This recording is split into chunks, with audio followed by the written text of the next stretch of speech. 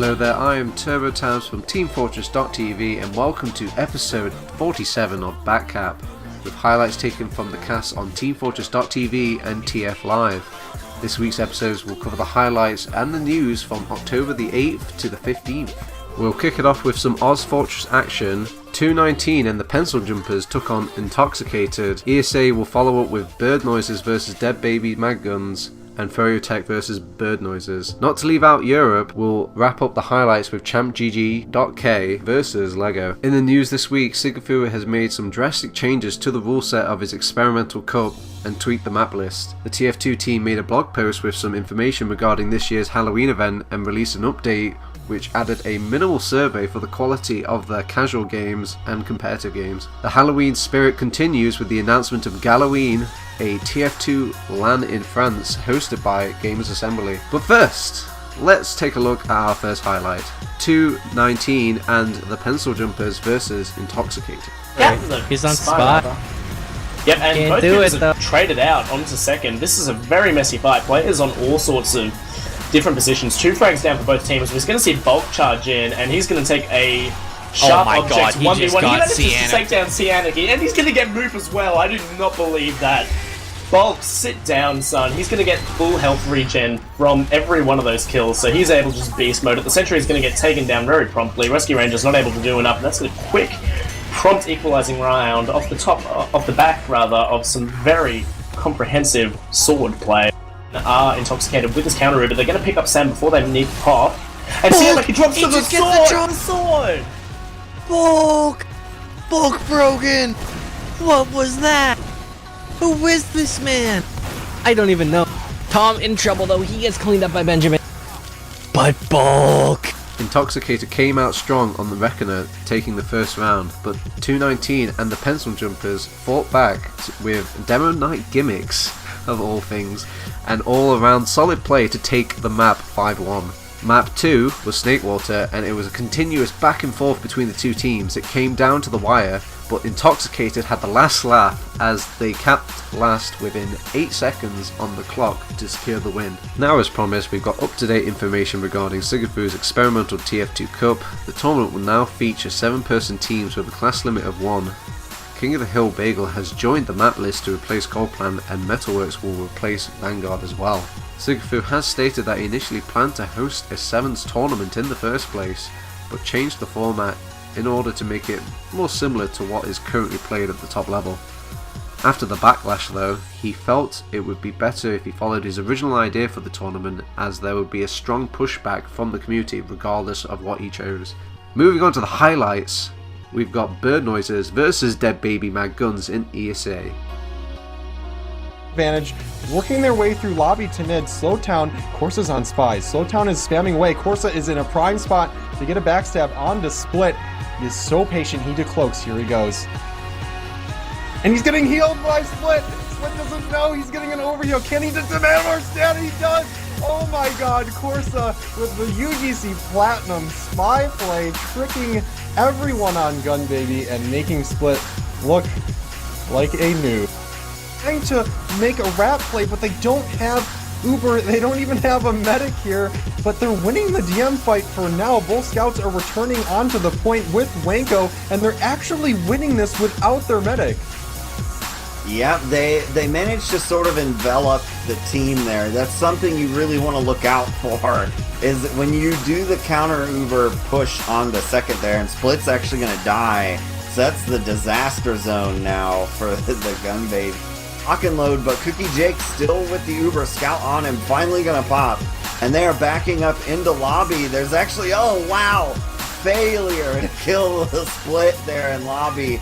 Very not bueno for the Bird. No, you know, once he gets his ammo, and then just snag him. That's good enough.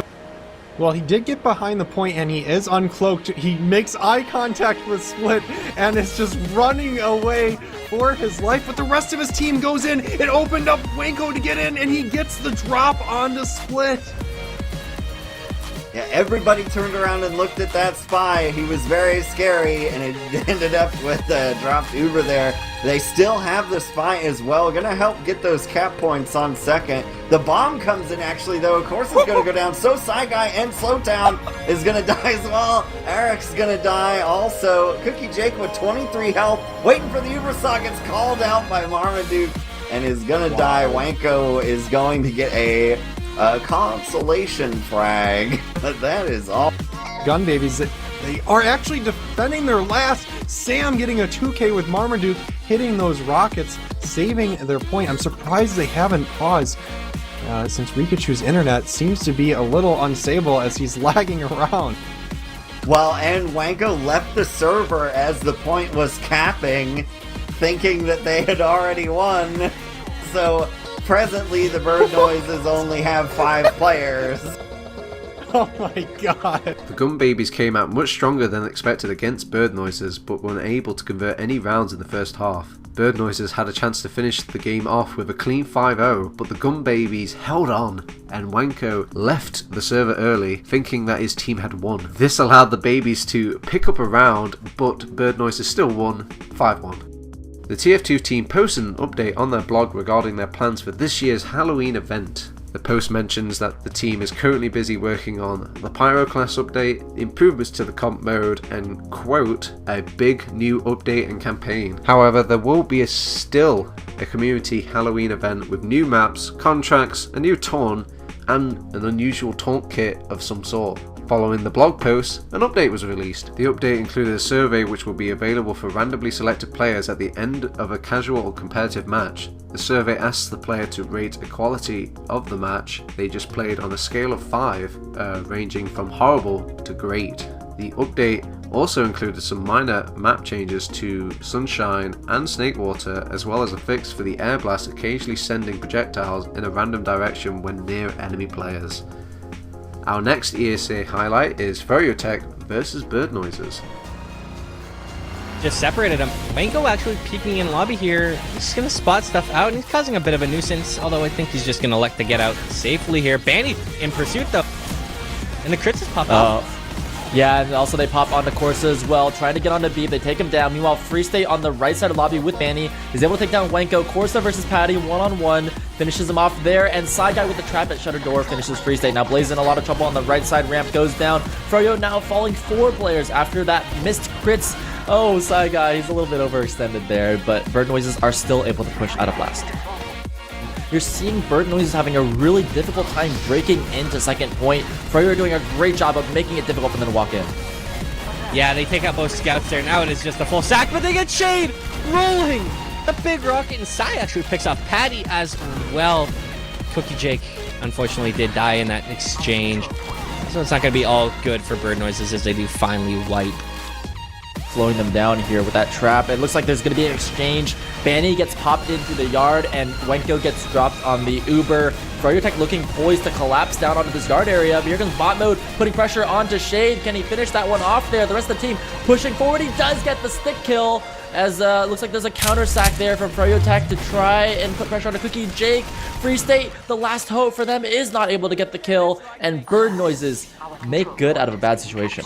Bird Noises proved that they should still be considered a top-level team by playing Froyotech to a close 2-2 first half on Metalworks. The Birds started off strong in the second half, but were unable to convert any rounds to score, and Froyo were able to adapt and take that 5-2 game. Now let's take a look at the ESA invite standings after this week's games. Froyotech remain on top of the pile and are still undefeated. EVL Gaming is in second, with Circuit Esports and Bird Noises tied for third. Dead Babies Mag Guns are in 5th, followed by Malicious Activity and Strolling Astronomers.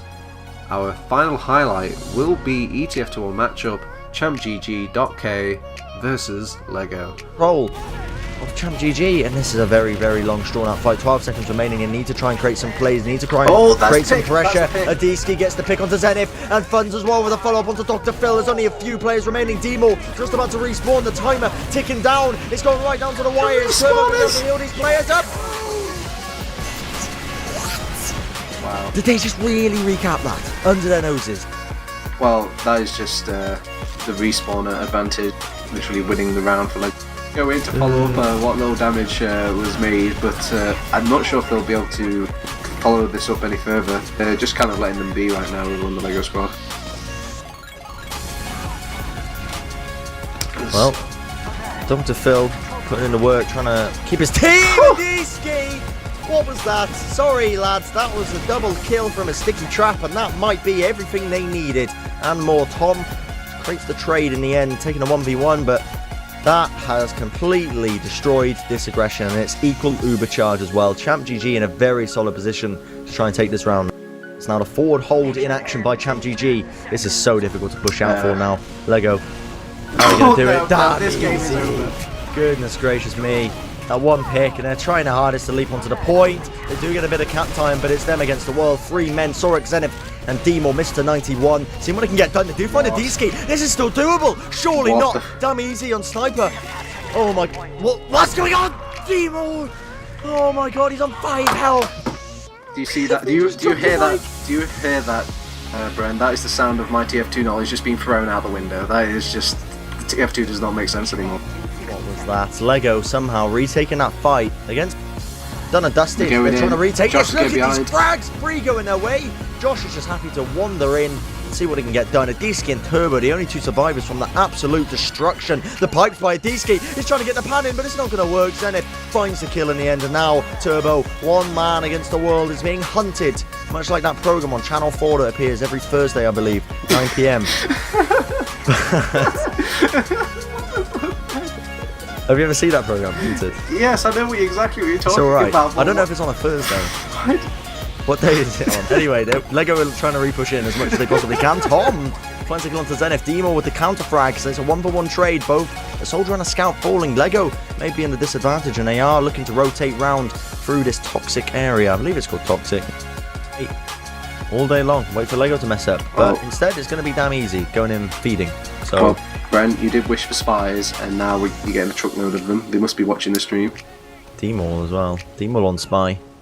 Even though they got that 1 pick, they still opt in for these espionage plays. They don't Are they going to see it sack coming in a out. player?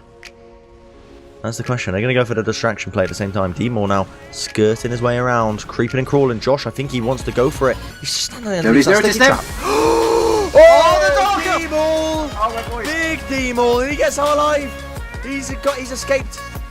Daylight robbery right there. What is that? 911. I've just witnessed a double homicide. That 12 minutes remaining. D-Mall escapes, and already working their way around. Lego want to try and take the initiative to them. Josh has fallen very weak, has to wait for that arrow. He is going to be made very healthy. Funds is sent straight into the stratosphere, just about escapes. Double jumps away. He's healthy on 8 HP at least. Tom now in a bit of trouble trying to work his way around. Sorex finds that 1 kill, but currently the kills currently flooding in for ChampGG. Sorex on an absolute mad one finds another one. But a D-Ski and Maros, the cleanup crew of 2016, are happy to just take Lego to Pound Town. Or are they? Have I spoke too soon? Sorex! Oh my god! Are you kidding me? Are you kidding me, Sorex? Goodness gracious me!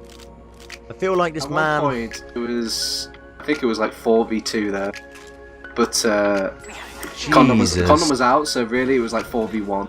So he just takes out 4 players back to back towards that tail end of that fight. D-Ball just types Can I get some in pasta in the chat? The teams were very closely matched. Viaduct came down to the final seconds of every round, and Lego managed to come back from up to 1 minute disadvantages to win 3-1. Reckoner was equally close, with ChampGG went up a round relatively quickly, but Lego were able to tie the game up and send the map to a golden cap. Sorex sealed the golden cap with a 6k on mid. What a machine, and Lego won the match in overtime. Over on the leaderboards, Crowns Esports remain in the first place on that ETF2 table, but Lego have made their way up into that second place with a win over ChampGG, who have dropped to third.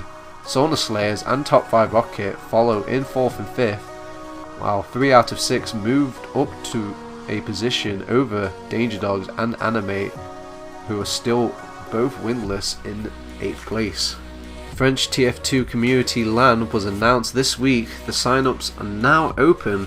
The event is hosted by Gamers Assembly and will take place on the weekend of November the 12th in Poitiers, France. Registration is €20 online and €25 at the venue, so get in on the line now. Check out the website for more information about the event. And that just about wraps us up. Thanks for tuning in to the show this week. We'll be back in another 7 days with all the TF2 info you can get your hands on. I've been TurboTabs from TeamFortress.tv. Thanks for tuning in. See you next time.